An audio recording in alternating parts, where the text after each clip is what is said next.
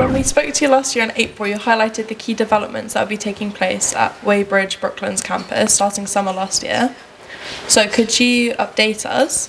Firstly, if the development started on schedule, and secondly, how is the development progressing? Okay. So first of all, thank you for inviting me to have a discussion with you today. I really do appreciate that. Thank you for coming. We appreciate that as well. In terms of the development, yes, we are on schedule, and we're due to formally start probably in July now, round about the 1st of July. We're still waiting for the very final stage of the planning to go through, which is the Section 106, but we're not thinking that there'll be any issue with that.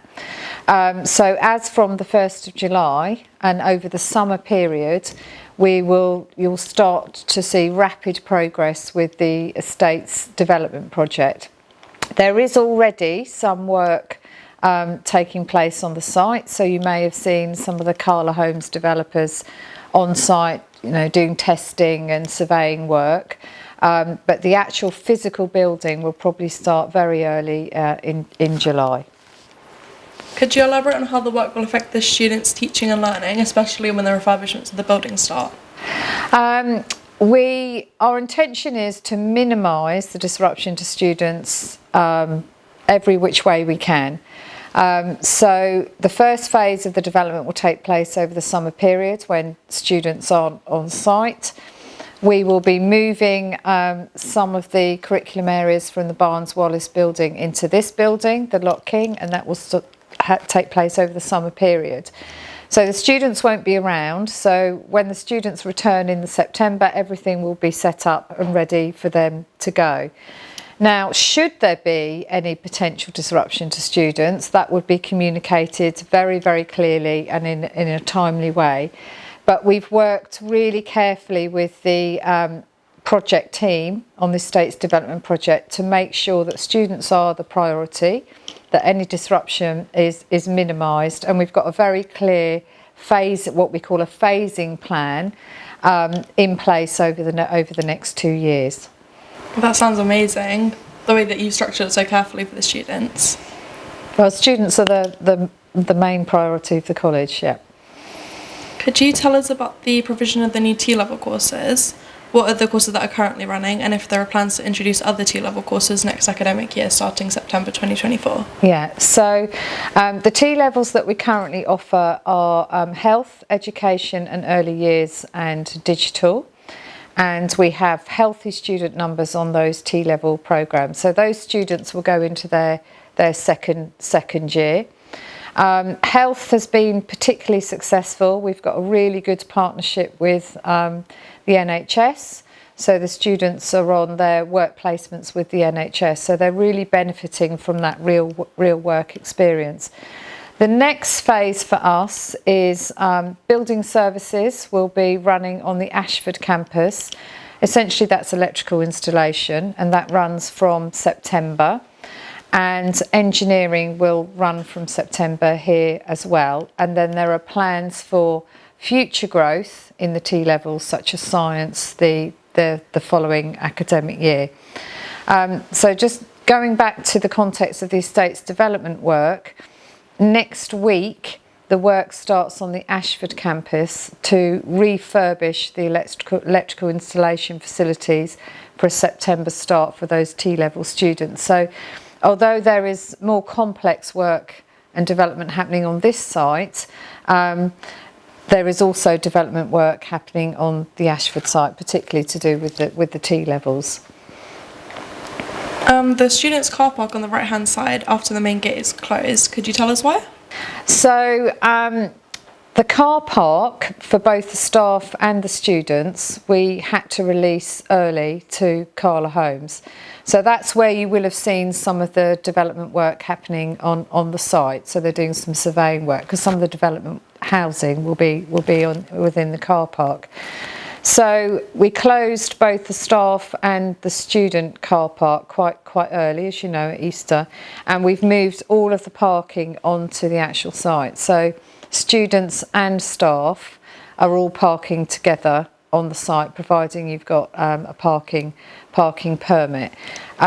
Actually, it works better. There's less walking for the students to do, and also it means that students at the end of the day aren't walking into an isolated car park if they're leaving late at night, for example, after an evening class. So I think it's a better approach, and we're fortunate to have so much parking available on the site as well. So it's been a change that hasn't really affected anyone really. It's just moving staff and students. So it's for staff and students. It didn't just affect the students. Yeah, so it sort of benefited them in a way. Yeah. Will they return to being car parks after the refurbishments? Yes, so after the refurbishment there will be parking on site in allocated areas.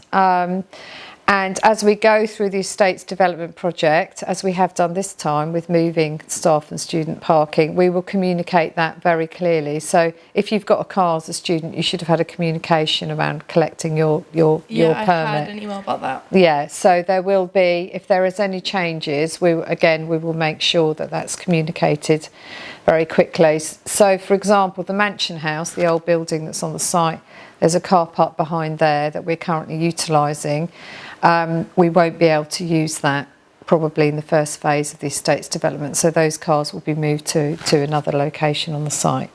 I understand that due to the developments that are taking place, the college is considering a rebrand process. Mm-hmm. Could you provide us with further details about these new changes that we're going to see? For example, is a new college name going to be part of the rebrand process? Yes, that will be considered as part of the process. So we have engaged a marketing company called Silverback, but they're Guildford based, so they're locally based, which was really important for us, so that they understood the Weybridge landscape and the Ashford landscape for the college and the community. They've been doing some work, doing initially some what we call stakeholder engagement meetings, with staff, students, employers, the council, etc., to get a real sense of what those stakeholders feel about the college and what what Brooklands College means to them in the local community. Now, part of that work has been to consider whether a name change would be of benefit. Now, as part of that process, it's absolutely clear that Brooklands is a real brand in this local community. So we wouldn't be changing the name to something completely different. Historically, the college was called Brooklands Technical College, and it is still referred to that via the Department for Education. So our thoughts are to potentially, and we're still going through the rebranding process, to revert back to Brooklands Technical College in the context of skills agenda. So students come into college to develop the technical skills they need for, say, engineering or construction. So it wouldn't be a significant name change.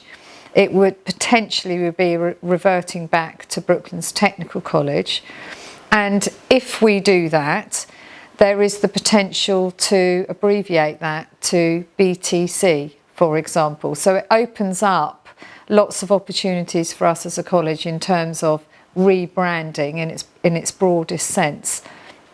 And the other important aspect of that is, as part of the estate's development, there'll be a new sports hall, there'll be a community centre, the restaurant, the hair salon, all of which will be open to the public.